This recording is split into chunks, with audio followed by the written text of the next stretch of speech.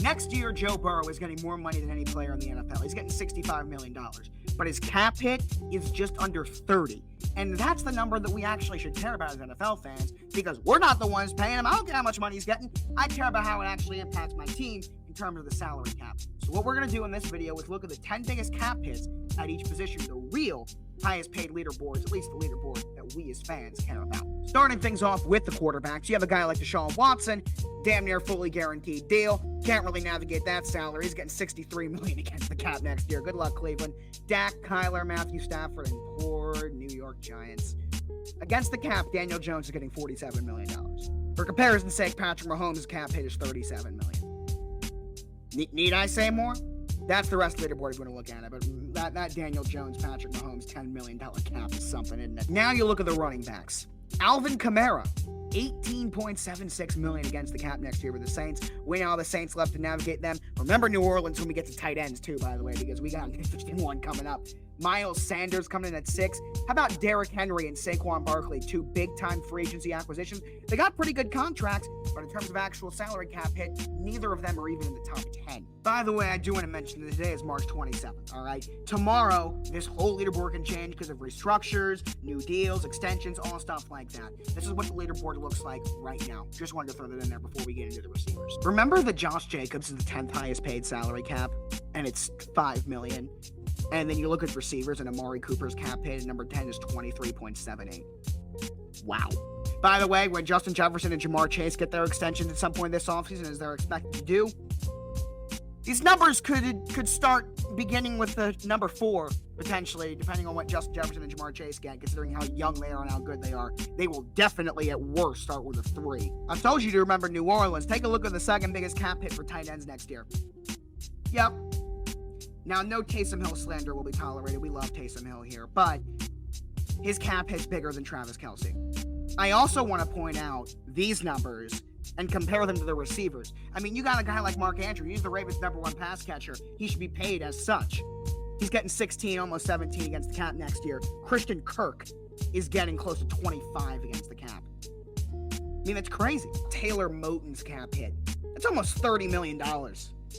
For an above-average, good, solid tackle, about $30 million against the cap next year. Juwan Taylor's almost $25 million. Now the Chiefs are the Chiefs; they'll be fine, but that's still more than he deserves. Jake Matthews has been mid for about a decade. I'm not sure how he's gotten as much money as he's gotten throughout his career. He's kind of the Kirk Cousins of the O-line. He's a good, solid, dependable player, but he's been paid as like a top player his whole career when he's good.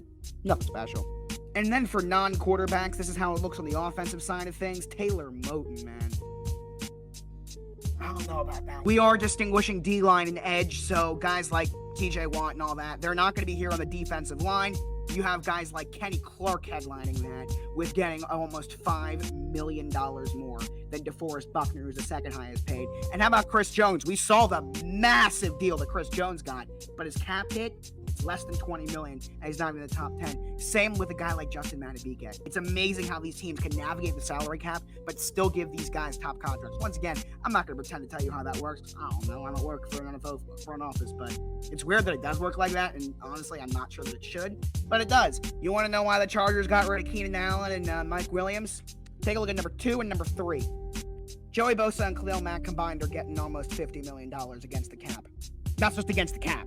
Not in terms of actual money. They're getting even more than that. So, good luck. Not to mention the Chargers are one of the poorest teams in the NFL. The Raiders are the poorest, and they still can afford to pay Max Crosby almost $25 million now, so that's pretty good. And even more so in terms of actual money.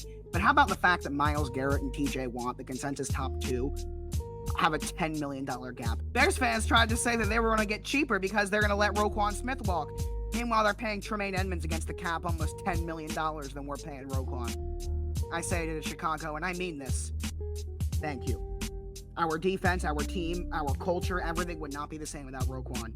And we thank you so much for your just stupidity, maybe might be the word, in getting rid of a guy like Roquan that you really should have built around, considering how good and how young he is. Also, inside linebackers need to get paid more. The other day, L'Jarius Sneed got himself a bag from Tennessee, and it is reflected as such in terms of cap hit. How about Jonathan Jones, by the way, being number 10? Oof, you don't love to see that. Marlon Humphrey, I love Marlo. He's still good, He's just banged up. He misses a lot of time, but that's a lot of money. But he's still good. He's still very good. And how about Jalen Johnson, number 9 in cap hit? And safeties are weird too, with Minka, Derwin James, Harrison Smith. How about Marcus Williams being number 5? Again, he's good, but that's a lot. Jalen Thompson being the 10th highest paid against the cap for a safety is kind of weird, considering he's kind of mid at best. Just overall defensive players, that's how they stack up. Yes, Kenny Clark has the second biggest cap hit among all defensive players in the NFL next year.